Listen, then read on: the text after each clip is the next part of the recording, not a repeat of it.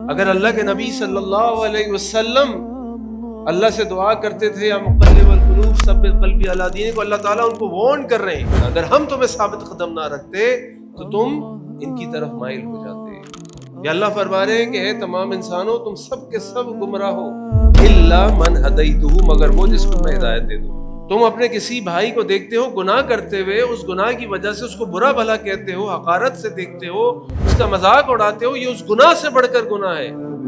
او اشد من معصیتہ، اور اس معصیت نافرمانی سے زیادہ شدید معصیت ہے۔ تو جب بھی کسی کو گناہ کرتے دیکھیں تو سب سے پہلی چیز ہمارے دل میں آنی چاہیے وہ یہ، اللہ آپ کا شکر ہے کہ آپ نے ہمیں اس گناہ سے بچایا۔ ان الحمد للہ نحمده ونستعینه ونعوذ باللہ من شرور انفسنا من سیئات اعمالنا، من يهده الله فلا مضل له ومن يضلله فلا هادي له، واشهد ان لا اله الا الله وحده لا شريك له، واشهد ان محمدا عبده ورسوله، اما بعد فان خير الحديث كتاب الله، وخير الهدي هدي محمد صلى الله عليه وسلم، وشر الامور محدثاتها وكل محدثة بدعة وكل بدعة ضلالة وكل ضلالة في النار۔ وقال الله تعالى يا أيها الذين آمنوا اتقوا الله حق تقاته ولا تموتن إلا وأنتم مسلمون۔ وقال الله تعالى يا أيها الناس اتقوا ربكم الذي خلقكم من نفس واحدة وخلق منها زوجها وبث منهما رجالا كثيرا ونساء، واتقوا الله الذي تساءلون به والأرحام إن الله كان عليكم رقيبا۔ وقال الله تعالى يا أيها الذين آمنوا اتقوا الله وقولوا قولا سديدا يصلح لكم أعمالكم ويغفر لكم ذنوبكم ومن يطع الله ورسوله فقد فاز فوزا عظيما۔ اللهم صل على محمد وعلى آل محمد كما صليت على إبراهيم وعلى آل إبراهيم إنك حميد مجيد۔ اللهم بارك على محمد وعلى آل محمد كما باركت على إبراهيم وعلى آل إبراهيم إنك حميد مجيد۔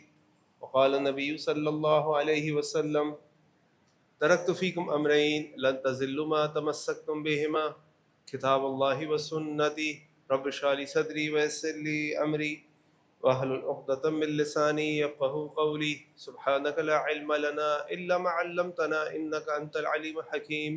اللهم أرنا الحق حقا وارزقنا اتباعه وارنا الباطل باطلا وارزقنا اجتنابه، آمین یا رب العالمین۔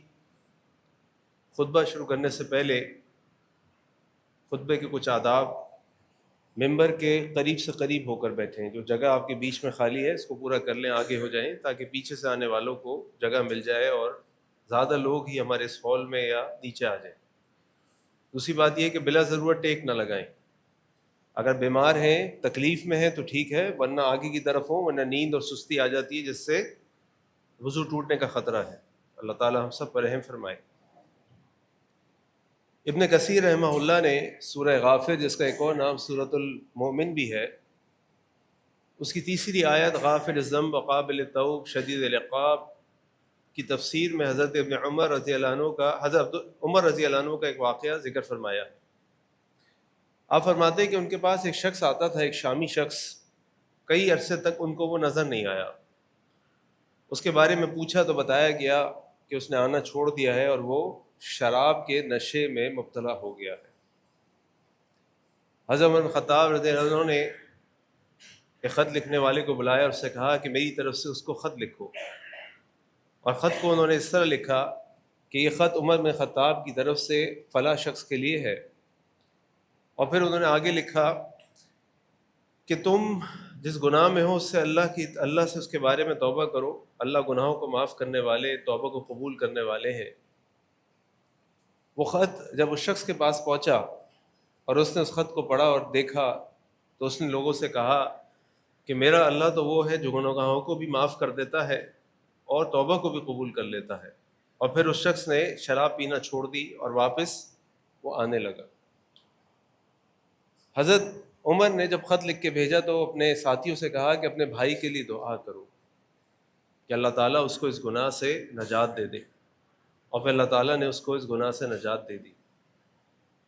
ہم انسانوں کے معاشرے میں رہتے ہیں، اور معاشرے میں ہر شخص کے پاس ایک گناہ کا معاملہ ہوتا ہے، ایک ثواب کا معاملہ ہوتا ہے۔ کوئی کسی گناہ میں ہے، کوئی کسی گناہ میں ہے، کوئی کسی گناہ میں ہے۔ لیکن معاملہ یہ ہے کہ جب ہم اپنے علاوہ کسی اور کو گناہ کرتے دیکھتے ہیں تو ہم بعض اوقات اس کو اپنے سے حقیر سمجھنے لگتے ہیں، اور اپنے آپ کو اس سے بڑا اور بہتر سمجھنے لگتے ہیں، جو کہ ریا اور تکبر ہے۔ اور کبھی کبھار تو ہم یہ سمجھتے ہیں کہ اللہ تعالیٰ نے ہمیں جنت اور جہنم کے سرٹیفکیٹ جاری کرنے کی اجازت دی ہوئی ہے، اور اپنی خواہش اور اپنے موڈ کے مطابق کسی بھی شخص کے لیے جنت اور جہنم کے سرٹیفکیٹ جاری کر دیتے ہیں، جو کہ بالکل ہی غلط طریقہ ہے۔ صحیح مسلم کے اندر ایک روایت آتی ہے کہ ایک شخص نے کسی دوسرے شخص کو کوئی بات کہتے ہوئے کہا کہ تمہیں اللہ معاف نہیں کرے گا، اور جب یہ بات اس نے اس شخص سے کہی تو اللہ تعالیٰ نے کہا کہ تم اس کو تو چھوڑو، اللہ میں نے تمہیں اس کو تو معاف کر دیا لیکن تمہیں معاف نہیں کیا، تمہارے اعمال کو میں نے برباد کر دیا۔ یعنی بعض اوقات جب ہم کسی کو گناہ کرتے دیکھتے ہیں تو اپنے آپ کو اس سے اتنا بہتر سمجھنے لگتے ہیں، اس کو اتنا حقیر سمجھنے لگتے ہیں کہ اس کے بارے میں ہم مختلف قسم کی باتیں کرنے لگتے ہیں۔ آج میں آپ کے سامنے سب سے پہلے اپنی اصلاح کے لیے اور پھر ہم سب کی اصلاح کے لیے اس موضوع پہ بات کروں گا کہ ہمیں گنہگاروں کے ساتھ کس طرح معاملہ کرنا چاہیے۔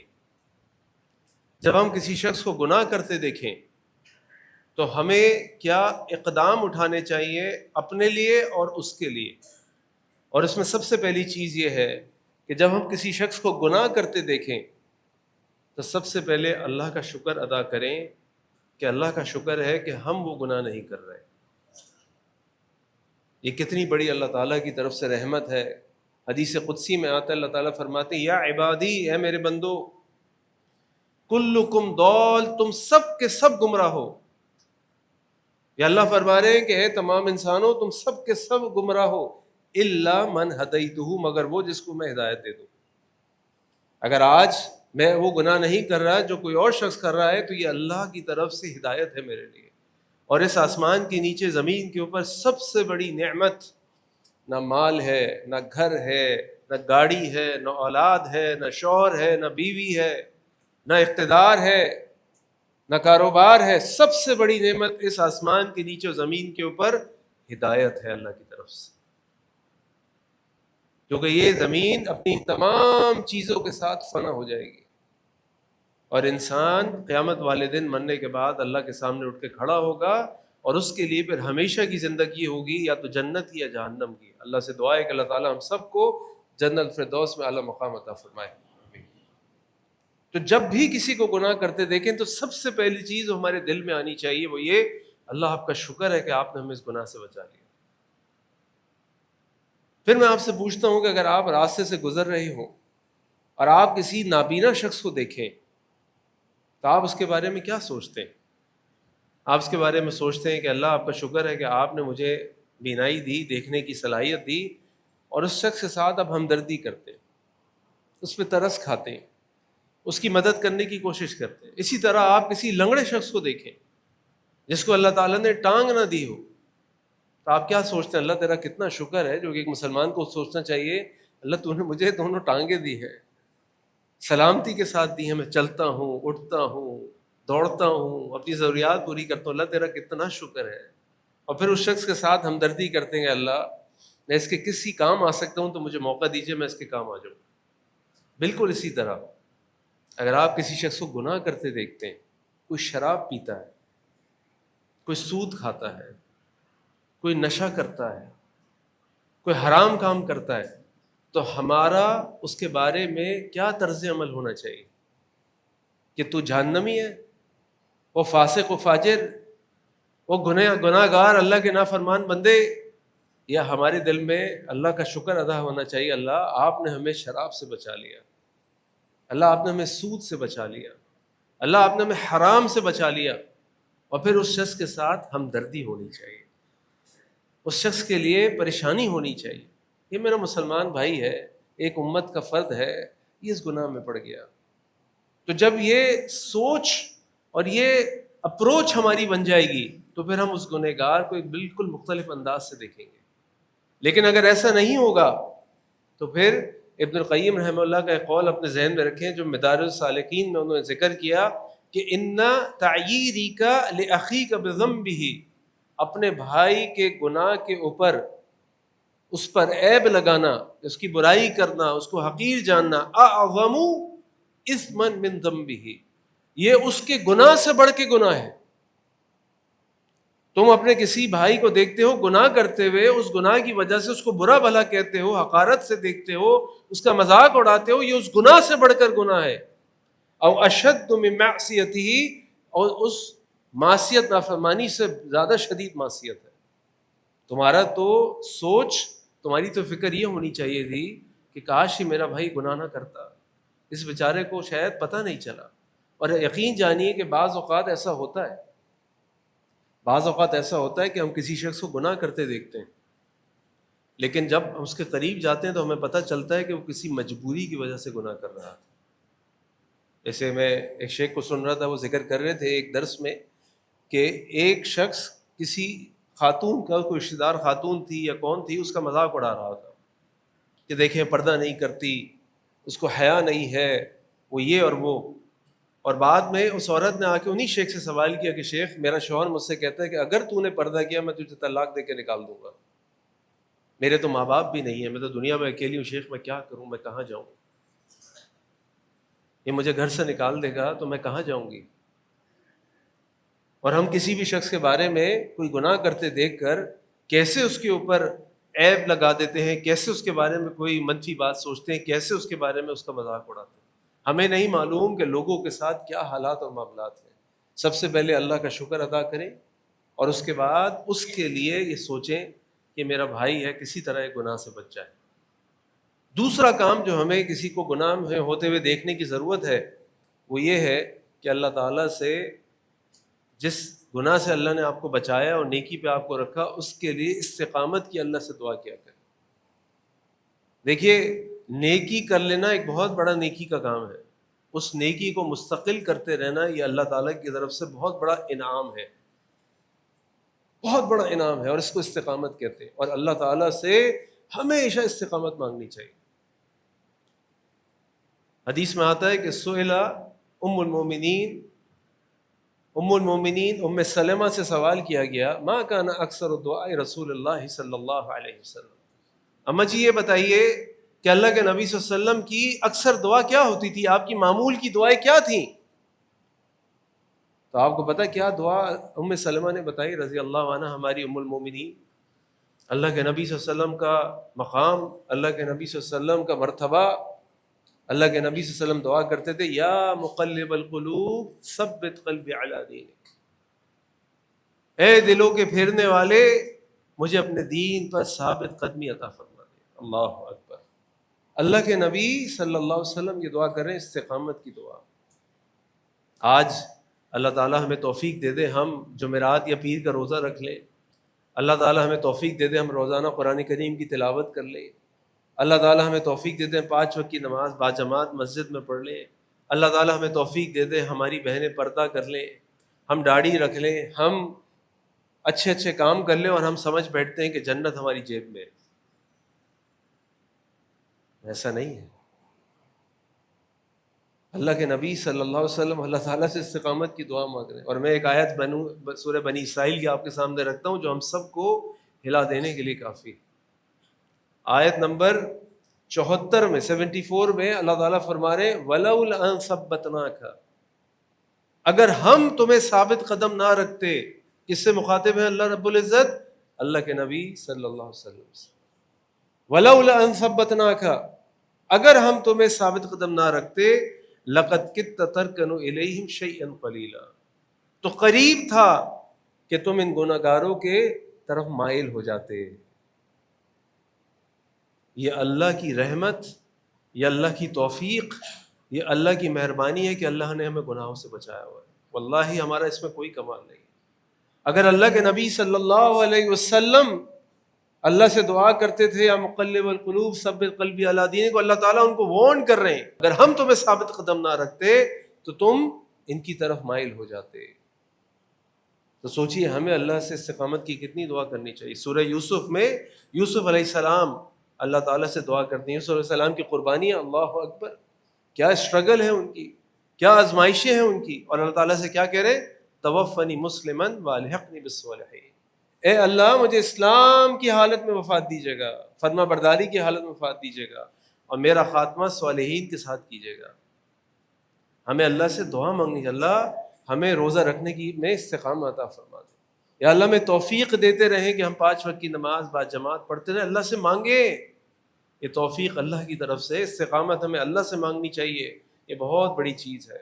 اللہ تعالیٰ نے سورہ آل عمران میں کچھ لوگوں کا ذکر فرمایا، اور ان لوگوں کے بارے میں اللہ تعالیٰ نے فرمایا وَالرَّاسِخُونَ فِي الْعِلْمِ، وہ لوگ جو علم میں راسخ ہے، راسخ، اور علم جس کے پاس ہوتا ہے اس کے بارے میں اللہ تعالیٰ فرماتے ہیں انما یخشی اللہ من عبادہ العلماء، اللہ سے ڈرنے والے تو وہی لوگ ہوتے ہیں جو علماء ہوتے ہیں.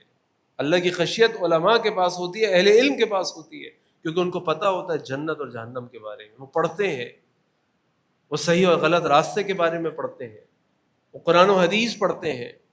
اللہ تعالیٰ ان کی جب دعائیں ذکر کرتے ہیں تو ان میں سے ایک دعا کیا ہے؟ ربنا لا تزغ قلوبنا بعد إذ هديتنا. جن کو اللہ تعالیٰ سرٹیفکیٹ دے رہے ہیں کہ والراسخون فی العلم، ان کے پاس راسخ علم، گہرا علم، صحیح علم موجود ہے، وہ بھی اللہ سے دعا کرتے ہیں ربنا لا تزغ قلوبنا بعد إذ هديتنا، اے اللہ ہمارے دلوں میں ٹیڑھ نہ پیدا فرمانا اس کے بعد کہ تو نے ہمیں ہدایت دے دی. یعنی بار بار اللہ سے توفیق مانگتے رہے، بار بار اللہ سے استقامت کی دعا مانگتے رہے. یہ مت سمجھے کہ اگر یہ گناہ کر رہا ہے اس وقت اور میں نہیں کر رہا تو میں گیا جنت میں.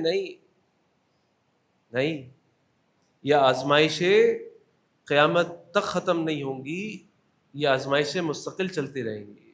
امام احمد بن حنبل رحمہ اللہ کے بیٹے عبداللہ بن احمد بن حنبل جو بھی بہت بڑے عالم تھے، جب امام احمد بالکل اپنے بستر مرگ پر تھے، شدید تکلیفیں اٹھائی امام احمد نے، شدید تکلیفیں، کوڑے کھائے، قسم ورسی میں زندگی گزاری، فقر و فاقے میں زندگی گزاری، علم کے لیے سفر کرتے رہے مستقل. ان کے بیٹے نے ایک دن ان سے پوچھا ابا جی متی الراحہ، یہ راحت کب آئے گی، یہ تکلیفیں کب ختم ہوں گی، کب ہم سکون میں آئیں گے؟ اور امام احمد بن حنبل نے فرمایا بیٹا جنت میں داخلے کے پہلے قدم پر راحت آئے گی. اس کا معنی یہ ہے کہ آزمائشیں مستقل آئیں گی. اس کا معنی یہ ہے کہ ہمیں بار بار مستقل اللہ تعالیٰ سے استقامت کی دعا مانگنی ہوگی. ہم یہ سمجھے کہ الحمدللہ اللہ تعالیٰ توفیق دیتے ہیں، ہم مسجد نماز کو آ جاتے ہیں، ہم 5 وقت کی نماز پڑھ لیتے ہیں، ہم نے داڑھی رکھ لی، پردہ کر لیا، یہ کافی نہیں ہے. یہ سفر بڑا کٹھن ہے، یہ جنت کا سفر ہے. اس سفر میں شیطان آپ کے سامنے گھات لگا کے بیٹھے گا، کبھی یہاں سے آئے گا، کبھی یہاں سے آئے گا، کبھی سامنے سے، کبھی پیچھے سے، کبھی اوپر سے، کبھی نیچے سے، چھوڑے گا نہیں. کیونکہ اس کی زندگی کا مشن کیا ہے کہ وہ آپ کو اصحاب السعیر بنا دے، معاذ اللہ ہمیں جہنم والا بنا دے. تو مستقل اللہ تعالیٰ سے استقامت کی دعا مانگنی ہے، مستقل، اور دعا کرنی ہے اللہم اہدنا وسددنا، اللہم اہدنا وسددنا، اللہ میں ہدایت دیجئے، سیدھا راستہ دکھائیے، اللہ ہدایت دیجئے، سیدھا راستہ دکھائیے.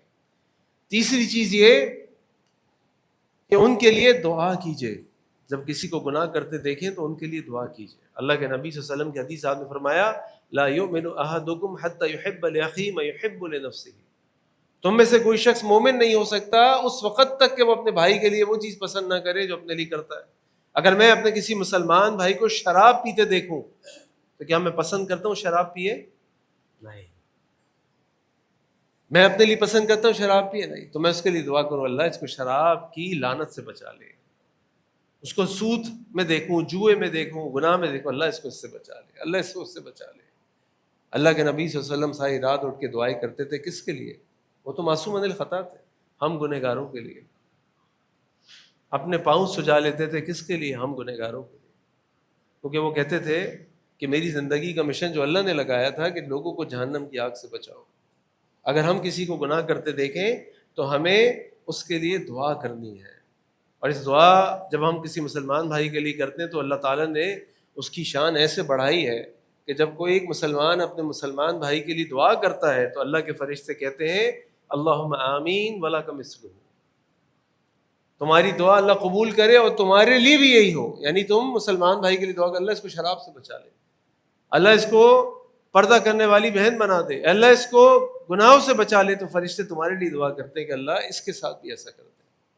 تو اپنے آپ کو گناہوں سے بچانے کے لیے ایک بہترین طریقہ اپنے مسلمان بھائی کو گناہوں سے بچانے کے لیے دعا کیجیے۔ اور نمبر 4، امر بالمعروف و نہی عن المنکر۔ خالی دعا نہیں کرنی، خالی سوچنا نہیں، عمل بھی کرنا ہے، کیونکہ اللہ کے نبی صلی اللہ علیہ وسلم کی حدیث آپ نے فرمایا من رأى منکم منکرا، تم میں سے کوئی بھی شخص کسی برائی کو دیکھے فلیغیرہ بیدی، اس کو ہاتھ سے روکے، فإن لم یستطع، اگر اس کی طاقت نہیں رکھتا فبلسانی، اپنی زبان سے روکے، فإن لم یستطع، اگر اس کی طاقت بھی نہیں رکھتا فبقلبی، تو اپنے دل سے اس کو بڑھا جائے، وذالک اضعف الایمان، اور یہ ایمان کا کمزور ترین درجہ ہے۔ اب آپ کسی کو دیکھ رہے ہیں، لیکن اس کو برائی سے بچانے کے لیے جو طریقہ کار ہے وہ بھی اللہ تعالیٰ نے قرآن میں ذکر فرمایا۔ وہ طریقہ کار کیا ہے؟ ادعو الی سبیل ربک بالحکمہ والموعظۃ الحسنہ وجادلہم باللتی ہی احسن۔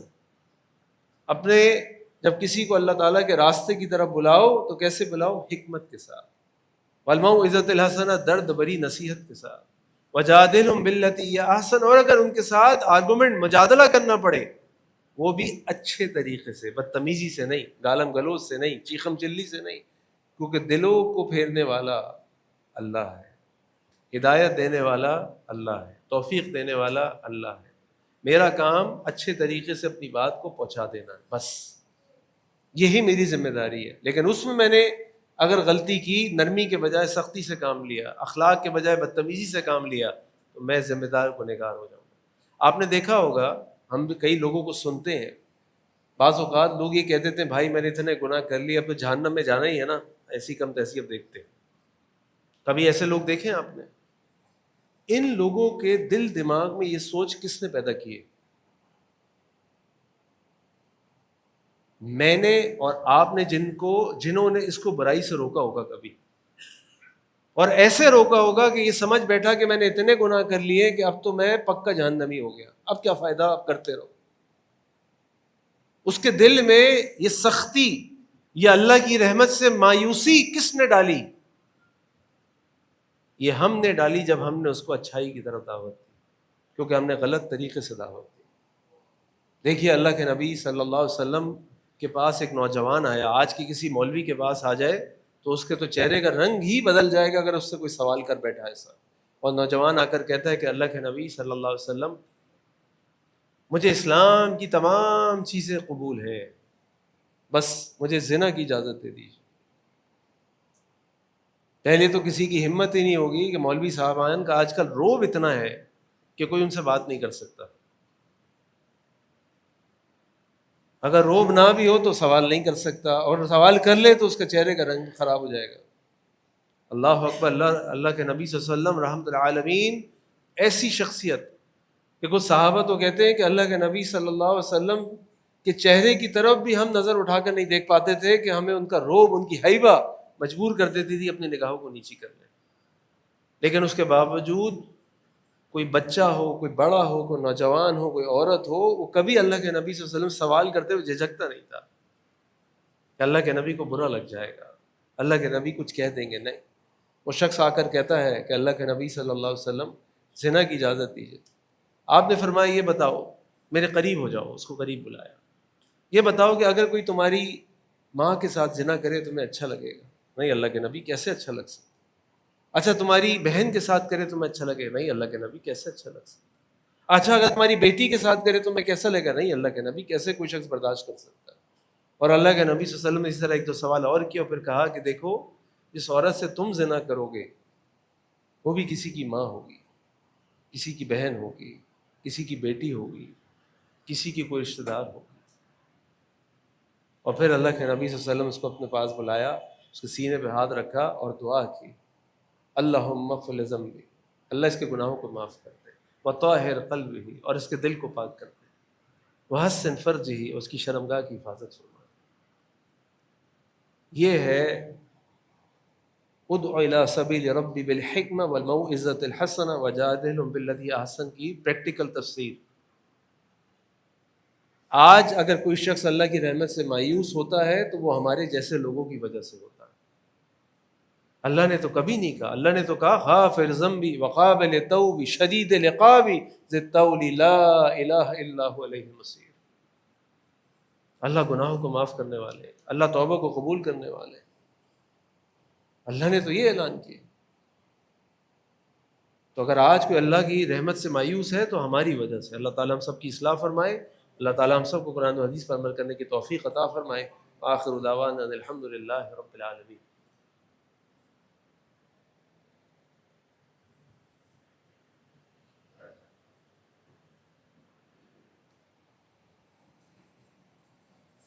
الحمد للہ رب العالمین والصلاة والسلام علی سید الانبیاء المرسلین، اما بعد۔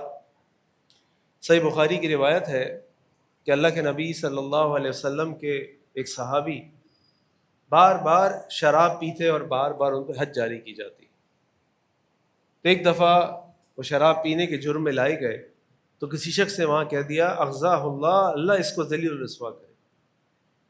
ایک شخص ہے شراب پی رہا ہے، ایک دفعہ نہیں پی رہا، بار بار پی رہا ہے، اس سے بار بار حد لگ رہی ہے لیکن پھر پی رہا ہے۔ تو کسی نے کہنے والے نے کہہ دیا، اللہ کے نبی صلی اللہ علیہ وسلم جب بات سنی تو آپ نے فرمایا لا تکون عون شیطان علی اخیکم، دیکھو تم شیطان کے مددگار نہ بنو اپنے بھائی کے مقابلے میں۔ یعنی اگر تم اس کو ایسی بات کہو گے تو اس کے دل میں اللہ کی رحمت جو ہے نا وہ ختم ہونی، اس سے امید ختم ہو جائے گی۔ تم اس کے لیے اللہ سے دعا کرو، تم اس کی فکر کرو اور شیطان کی مدد نہ کرو۔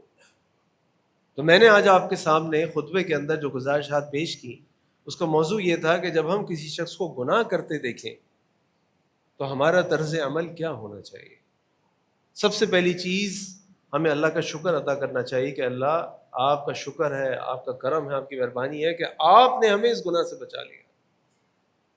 نمبر دو، اللہ تعالیٰ سے استقامت کی دعا کریں، اللہ آپ نے ہمیں گناہ سے تو بچا لیا، اللہ اس گناہ سے بچاتے رہیے گا، اللہ ہم بڑے کمزور ہیں، اللہ ہم بڑے کمزور ہیں، اللہ ہمیں گناہوں سے بچا لیں اور نیکیوں کی طرف توفیق دے دیں۔ نمبر تین، اپنے بھائی کے لیے دعا کریں، جس کو گناہ کرتے دیکھیں اس بھائی کے لیے دعا کریں، اللہ اس کو گناہوں سے معاف فرما دے، اللہ اس کی اصلاح فرما دے، تاکہ اللہ تعالیٰ ہماری اصلاح فرما دے۔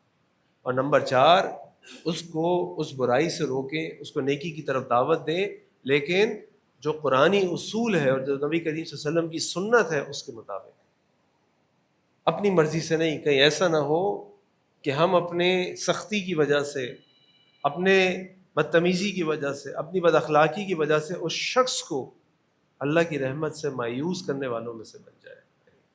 اللہ تو وہ ہے غافر ذنب وقابل التوب شدید العقاب ذی الطول لا الہ الا هو الیہ المصیر۔ اللہ تعالیٰ ہم سب کی اصلاح فرما دے، اللہ تعالیٰ ہم سب کو قرآن و حدیث پر عمل کرنے کی توفیق عطا فرما دے۔ ایک گزارش جو میرے ساتھ مجھے کہا گیا کہ میں آپ کے سامنے اس مسئلے کو پیش کروں، وہ یہ ہے کہ دیکھیے، نماز ہم سب پر 5 وقت کی فرض ہے، سفر میں ہو، حضر میں ہو، بیمار ہو، صحت میں ہو، نماز نہیں چھوڑنی، یہاں تک کہ جنگ کے میدان میں بھی نہیں چھوڑنی۔ اور سب سے بہتر، افضل، اجر والی نماز وہ ہے جو آپ قیام کی حالت میں پڑھیں، کھڑے ہو کے پڑھیں۔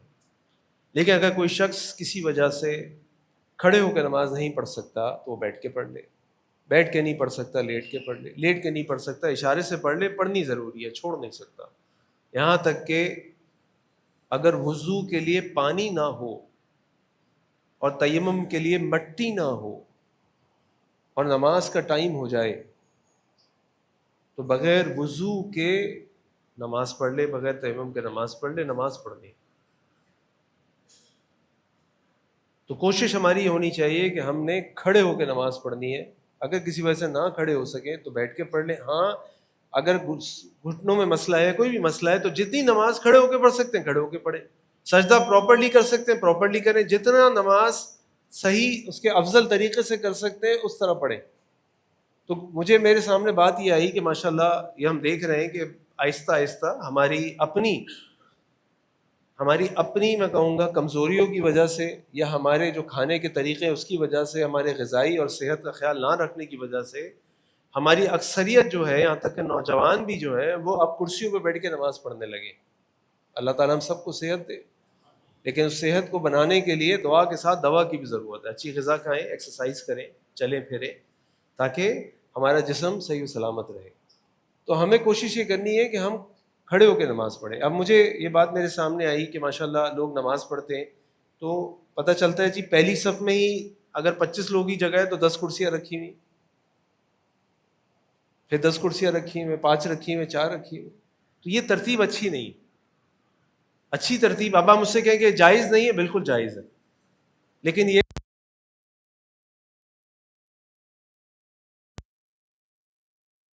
بہت سے بہت ایک صف میں رکھتے جائیں, 2 آگے پھر 2 آگے پھر 2 آگے پھر 2 آگے. اس کے بعد ایسا نہ ہو کہ پہلی, ظاہری بات ہے جو پہلے آئیں اگر کسی وجہ سے ان کو کرسی کی ضرورت ہے وہ کہیں گے جی ہم پہلی صف کیوں چھوڑیں. پہلی صف نہ چھوڑیں, لیکن مسئلہ یہ ہے کہ ساری پوری صف میں کرسیاں آ جائیں گی تو پھر ایک مؤذن ہوگا باقی کرسی والے ہوں. یہ بڑی عجیب سی بات. تو لہٰذا اللہ آپ کی نیت جانتے ہیں, اللہ آپ کی حالت جانتے ہیں, اللہ صحت دینے والے, بیماری دینے والے اللہ رب العزت.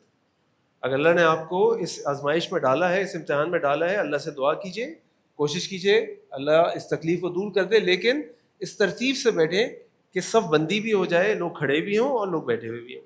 پھر اس کے بعد ایک اور مسئلہ یہ آتا ہے کہ جب لوگ نماز پڑھ کے چلے جاتے ہیں تو نماز کے 10 منٹ بعد اگر آپ مسجد میں آئیں تو ایسا لگے گا کہ یہاں پہ کوئی بھگدڑ مچی تھی اور لوگ چلے گئے, کیونکہ ہم اٹھنے کے بعد کرسی بھی سیدھی رکھ کے نہیں جاتے. جیسے ہمارے چپل اگر آپ ابھی باہر دیکھیں نا جیسے ہم نے رکھے ہوئے, تو آپ کو ایسا لگے گا جیسے بھگدڑ مچی, اندر کوئی ہنگامہ ہو گیا, لوگ الٹے سیدھے چپل اتار کے پہنچ گئے اندر. کیا یہ کوئی سلیقہ ہے؟ کیا یہ احسان ہے؟ کیا یہ ہمارے دین کا مزاج ہے؟ کیا ایک باشعور انسان ایسا کرے گا کہ اپنے چپل بھی صحیح طریقے سے نہیں اتار سکے گا؟ نہیں. بڑے افسوس کی بات ہے. ابھی میں 2 دن کے لیے, 1 دن کے لیے ترکی گیا, تو میں کسی بہت اونچی بلڈنگ میں کسی کے آفس میں گیا, تو انہوں نے مجھے بیلکنی میں بٹھا کے پورا استنبول دکھایا اور وہاں کافی پلائی. تو وہاں میں دیکھ رہا تھا کہ اتنا بڑا نیچے ہائی وے ہے اور گاڑیاں, اتنا ٹریفک ہوتا ہے وہاں پر, مشہور ہے استنبول کا ٹریفک جام وہاں کا. میں خیال ہے کوئی 30ویں 40ویں منزل پہ کہیں بیٹھا ہوا تھا, نیچے دیکھ رہا تھا.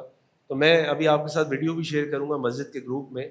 تو ساری گاڑیاں, سب کو جلدی ہے, شام 5 بجے کا ٹائم ہے, لیکن ساری گاڑیاں ایک لائن میں چل رہی ہیں. نہ کوئی یوں کر رہا ہے, نہ یوں گھس رہا ہے, نہ یوں گھس رہا ہے, نہ یوں گھس رہا ہے, سب یوں چل رہے ہیں. یہ بتاتی ہے کہ یہ قوم کے اندر کتنا سلیقہ ہے, کتنا صبر ہے. اسی لیے قومیں آگے بڑھ جاتی ہیں. ہم تو چپل سیدھے نہیں اتارتے, گاڑی سیدھی نہیں چلا سکتے, سیدھی جگہ ٹرن نہیں لے سکتے, رانگ کٹ لے کے آنا ہماری عادت ہے. ایک عجیب, یعنی ہم تو, مجھے لگتا ہے کہ ہم زمین پر انسانوں کی طرح رہنے کے بھی قابل نہیں رہے. جہاں دل چاہے پان کی پھینک پھینک دیتے ہیں, جہاں دل چاہے کچرا پھینک دیتے ہیں, جہاں دل چاہے گاڑی کھڑی کر کے کسی سے بات کرنے لگتے ہیں. مطلب یہ احساس ہی نہیں ہے کہ کسی کو کوئی تکلیف ہو رہی ہوگی. یہ غلاظت ہے جو ہمارے منہ میں ہر وقت بھری ہوئی ہوتی ہے, جس کے اندر بدبو ہوتی ہے اور گند ہوتی ہے, جو ہم لوگوں کے گھروں کے آگے اور روڈوں کے اوپر پھینک دیتے ہیں. تو خدارا ایک اچھے انسان, ایک اچھے مسلمان کی طرح اپنے معاملات کو, اپنے اخلاقیات کو, اپنی تمام چیزوں کو رکھیں, تاکہ پتہ چلے یہ اللہ کا گھر ہے, اس گھر کا ایک مقام ہے, ایک اکرام ہے. اس گھر کے آنے والے اچھے لوگ ہوتے ہیں, اس گھر سے جانے والے اچھے لوگ ہوتے ہیں, اس گھر میں عبادت کرنے والے, اللہ سے ڈرنے والے, نبی کریم صلی اللہ علیہ وسلم کی سنتوں پر عمل کرنے والے لوگ ہوتے ہیں. تو لہٰذا کرسیوں کا خیال رکھیں. اللہ آپ کی نیت جانتے ہیں, انشاءاللہ آپ کو اجر ملے گا پورا, انشاءاللہ آپ کی نیت. لیکن ایک اچھے خوبصورت طریقے سے مسجد میں لوگ بھی بیٹھے ہوں اگر ضرورت ہے, اور لوگ اچھی طریقے سے اپنی صف بھی بنائیں. 2 کرسیاں کر کے پیچھے چلاتے رہیں, اور جب اٹھ کے جائیں تو کرسی کو سیدھا کر کے اچھے طریقے سے رکھ کے جائیں, تاکہ لگے کہ ہاں الحمدللہ یہ اللہ کی عبادت کر کے آئے ہیں. اللہ تعالیٰ ہم سب کی اصلاح فرمائے. اللہ تعالیٰ تمام مسلمانوں کو اپنا رحم فرمائے. دنیا میں جہاں جہاں مسلمان تکلیف پریشانی میں شکار, اللہ تعالیٰ ان کی مدد فرمائے. اللہ تعالیٰ غزہ و فلسطین کے مسلمانوں کی مدد فرمائے. اللہ ان تمام بہادر مسلمانوں کی مدد فرمائے جو اس غزہ کا محاصرہ توڑنے کے لیے اپنی جانوں کا خطرے میں ڈال کر سمندروں کے بیچ میں ہے کہ ہم نے اپنے مسلمان بھائیوں تک غذائی امداد پہنچانی ہے, اس حصار کو توڑنا ہے. انشاءاللہ ہم اللہ سے دعا اور امید اور یقین رکھتے ہیں کہ اللہ تعالیٰ اپنی رحمت سے یہ ہو کے دکھائیں گے انشاءاللہ. اللہ تعالیٰ ان بدبختوں کو ہمارے سامنے عبرت کا مقام بنا دے, عبرت کا نشان بنا دے. ان حنود یہود نصارہ کو تباہ برباد فرما دے. ان کے ناپاک عزائم کو اللہ تعالیٰ خاک میں ملا دے. اللہ جس طرح ابھی پاکستان سعودی عرب کو اللہ تعالیٰ آپ کی رحمت توفیق سے یہ معاہدہ ہوا کہ کہ دونوں ایک دوسرے کے دشمن کو اپنا دشمن تصور کریں گے، ایک دوسرے پہ حملے کو اپنا حملہ تصور کریں گے۔ اللہ سے دعا کرتے ہیں اللہ تمام مسلمان ممالک کے درمیان یہ معاہدہ کرا دے، کسی بھی ایک مسلمان ملک پہ حملہ ہوگا تمام مسلمان ملک اس کو اپنے اوپر حملہ تصور کریں گے اور اپنے دشمن کا مقابلہ مل کر کریں گے۔ اللہ ہمارے پاکستان کی حفاظت فرما دے، اللہ ہمارے حکمرانوں کو آپ اسلام کی دولت ایمان کی غیرت بھی عطا فرما دے، اللہ ان سے خیر کے فیصلے کرا دے، اللہ امت مسلمہ امت پاکستان کے مفاد کے مطابق ان سے فیصلے کرا دے، اللہ ہمارے شہر کراچی کی حفاظت فرما دے، اللہ ہمارے جان و مال عزتوں کی حفاظت فرما دے، اللہ اس شہر کو رہنے کے قابل شہر بنا دے، اس شہر کو ایسا ولی وارث دے دے جو شہر کو شہر بنا دے اور رہنے کے قابل بنا دے۔ اے اللہ ہم سب کے گناہوں کو معاف فرما دے، اللہ ہماری خطاؤں کو درگزر فرما دے، اللہ ہر قسم کے شرک ریا و بدعت اور ریاکاری سے بچا لے، اللہ نبی کریم صلی اللہ علیہ وسلم کی سے سچی محبت، ان کی سنتوں سے محبت، ان کی سنتوں پر عمل کرنے والا بنا دے، اللہ اچھے اخلاق عطا فرما دے، اللہ ہر قسم کے گناہوں سے بچا لے۔ اے اللہ تمام بیماروں کو شفائے کاملہ عاجلہ عطا فرما دے، گھروں میں اسپتالوں میں سب کو شفائے کاملہ عاجلہ عطا فرما دے۔ ہماری جماعت کے ایک بہت بڑے عالم دین قاری ابراہیم جونا گڑھی حفظہ اللہ کی طبیعت ٹھیک نہیں ہے، ان کی انجیوگرافی ہوئی ہے، اللہ سے دعا کریں کہ اللہ تعالیٰ انہیں شفائے کاملہ عاجلہ عطا فرما دے، ان کو عافیت کے ساتھ اپنے گھر واپس لیا۔ اللہ تعالیٰ ان سے جو اللہ تعالیٰ آپ نے ان کو علم دیا اس علم سے ہمیں فائدہ اٹھانے کی توفیق عطا فرما دے۔ اے اللہ جو بہنیں بیٹیاں رشتوں کے انتظار میں ہیں، جو لڑکے رشتوں کے انتظار میں، ان سب کے لیے نیک صالح رشتے بھیج دے۔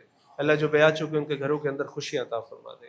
اللہ ہمیں اپنے ماں باپ کے لیے صدقہ جاریہ بنا دے، ان کی آنکھوں کی ٹھنڈک بنا دے۔ اللہ ہمارے والدین ہماری اولادوں کو ہماری آنکھوں کی ٹھنڈک بنا دے، ان کو ہمارے لیے صدقہ جاریہ بنا دے۔ ان اللہ یامر بالعدل والاحسان وایتاء ذی القربى وینہی عن الفحشاء والمنکر والبغی یعظکم لعلکم تذکرون۔ سبحان ربک رب العزۃ عما یصفون وسلام علی المرسلین والحمد للہ رب العالمین۔